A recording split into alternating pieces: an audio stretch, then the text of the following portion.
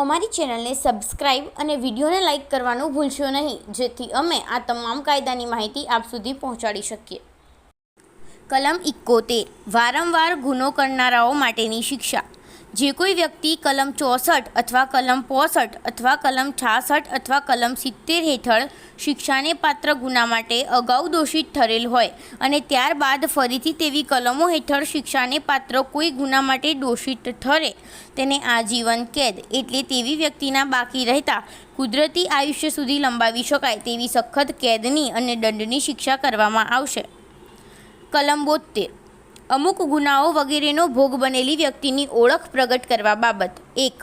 જો કોઈ વ્યક્તિ કે જેની સાથે કલમ 64 અથવા કલમ 65 અથવા કલમ 66 અને કલમ 67 અથવા કલમ 68 અથવા કલમ 69 અથવા કલમ 70 અથવા કલમ 71 હેઠળનો ગુનો કર્યો હોવાનું કહેવાતું હોય અથવા જણાઈ આવે, તે વ્યક્તિ જેનો આ કલમમાં હવે પછી ભોગ બનેલી વ્યક્તિ તરીકે ઉલ્લેખ કર્યો છે, તેનું નામ અથવા તેની ઓળખની જાણ થાય તેવી કોઈ બાબત છાપે અથવા પ્રસિદ્ધ કરે, તેને 2 વર્ષની મુદત સુધીની બેમાંથી કોઈ પ્રકારની કેદની શિક્ષા કરવામાં આવશે અને તે દંડને પાત્ર પણ થશે.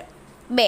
પેટા કલમ 1માંનો કોઈ મજકૂર ભોગ બનેલી વ્યક્તિનું નામ અથવા તેની ઓળખની જાણ થાય તેવી કોઈ બાબત છાપવાનું અથવા પ્રસિદ્ધ કરવાનું કાર્ય. એ. તપાસ કરવાના હેતુ સારું શુદ્ધ બુદ્ધિથી કામ કરતા પોલીસ સ્ટેશનના ઇન્ચાર્જ અધિકારી અથવા આવા ગુનાની તપાસ કરનાર કોઈ પોલીસ અધિકારીએ અથવા તેના લેખિત હુકમ હેઠળ અથવા બી. ભોગ બનેલી વ્યક્તિઓ અથવા તેના લેખિત અધિકારપત્રથી અથવા સી. ભોગ બનેલી વ્યક્તિ મૃત્યુ પામી હોય અથવા બાળક હોય અથવા અસ્થિર મગજની હોય ત્યારે ભોગ બનેલી વ્યક્તિના નજીકના સગાએ અથવા તેના લેખિત અધિકારપત્રથી કર્યું હોય તો તેવી પ્રસિદ્ધ અથવા પ્રકાશને લાગુ પડશે નહીં, પરંતુ કોઈ માન્ય કલ્યાણ સંસ્થા અથવા સંગઠનના ગમે તે નામે ઓળખાતા અધ્યક્ષ અથવા સેક્રેટરી સિવાયની કોઈપણ વ્યક્તિનું આવું અધિકારપત્ર નજીકના સગાએ આપવું જોઈએ નહીં.